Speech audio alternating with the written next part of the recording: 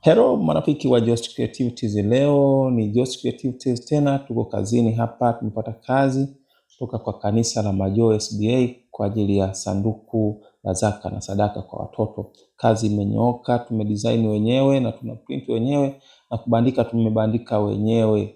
Ila tu angalia kazi ilivyonyooka jamani, angalia jamani, inaleta raha, sanduku zuri.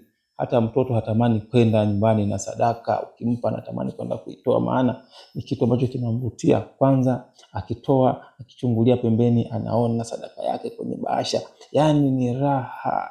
Jamani we, cheki kazi iliyonyoka hiyo. Kanisa la Majoe SDA Children's hapo, cheki kazi hiyo. Unyama kama unavyoona, yani imenyoka, ina kipengele safi. Yani Mungu awabariki sana watumishi wa Majoe. Karibuni tena, na wengine wote karibuni tena kwa kazi bora na nzuri.